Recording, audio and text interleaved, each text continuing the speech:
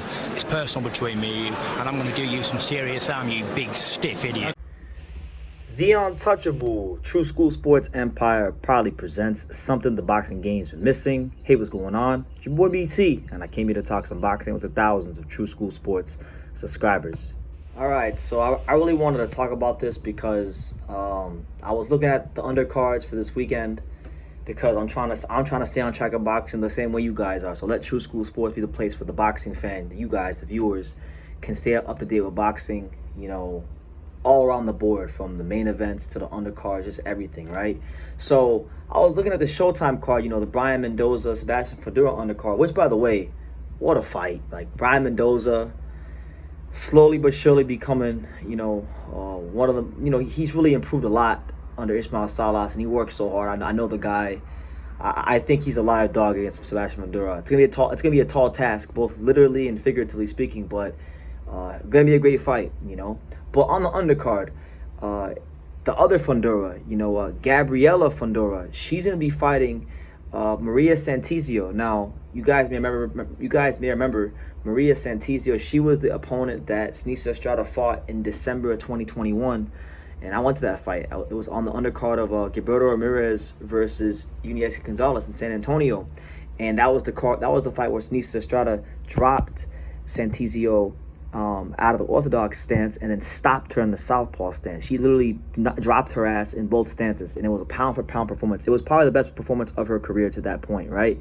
So Gabriela Fundora, she's 10-0 right now, 10-0, 4 knockouts. She's a fighter that, now that she's fighting the Maria Santizios of the world, now she's fighting common opponents with other girls, top girls in the division.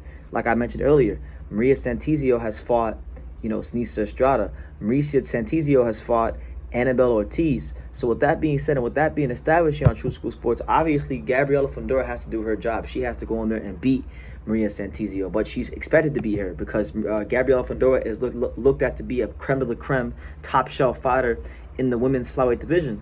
Gabriela Fundora right now on BoxRec, she's the number 10 ranked women's featherweight in the world, and she's the number 2 ranked American women's featherweight in the world. So she's much like her brother. I think I think her boxing skills are probably a little better than her brother, but they both have that same common trait of being taller fighters in their weight categories that can use their size and exploit it to their advantage, right? And I would expect this fight with Maria Santizio to be no different. So if she does what she's supposed to do and takes care of business, the question I would then pose, that I would start to ask, is Gabriela Fundora the girl to beat Seniesa Estrada in around these weights? Because let's be real, like Seniesa Estrada, and I'm gonna you know, kind of steal this quote from my man ITR Boxing. Shout out to my man Lukey, doing great work. Go subscribe to ITR Boxing. He deserves every last view and subscription he can get. He's great. He's great at what he does, right? He was interviewing Seniesa Estrada before her last fight, and he compared her to Naoya Inoue, but for women's boxing. And I kind of feel like it's a valid comparison, because the same way in you know, men's boxing, where you have Naoya Inoue, who has to move up to 122 and potentially 126 if he beats Fulton to even get a real challenge. And you know, you kind of favor him against anybody around those weights to beat them. It's the same thing with Seniesa Estrada. There's a lot of talented girls around her weight, but you know, there's not really anybody you would comfortably favor or in front of her, right? But I think Gabriela Fundora, just from what I've seen, that little bit I've seen of her, because I watch these Thursday night cards. You know, I'm a nerd. I don't have no life. All I do is watch boxing and make these videos. You know, so with that being said, yeah, I watched her fight on one of those Thursday night cards on Golden Boy, and she's really good. Like, she has some tools in her toolbox that will be very problematic for somebody like Seniesa Estrada, because Senesa's not very big. I'm not a very big guy, but I'm bigger than I'm taller than Seniesa. And this girl's 5'9". She's taller than me, so I think that could be a very interesting fight down the road. And it doesn't even feel like it'll be that far away, because the talent pool in women's boxing is so small, right? And if she can't get Seniesa Estrada, then okay, then she can fight the girl that's generally considered to be the number 1 fighter in this division, which is none other than Marlen Esparza. Marlen Esparza lost Seniesa Estrada 4 years ago. She's had like 6 fights since then. And Marlen Esparza has been on a straight warpath since she lost to Seniesa Estrada. I mean, let's just take a quick look at her resume since that fight. Marlen Esparza has beaten some good fighters since she lost to Seniesa. She beat Sulem Urbina. Okay, shout out to Sulem, good friend of the channel, when she was undefeated. Beat her. She beat Annabelle Ortiz. After Seniesa beat her, she beat Naoko Fujika, to unify the titles. Okay, Fujika's a very good fighter.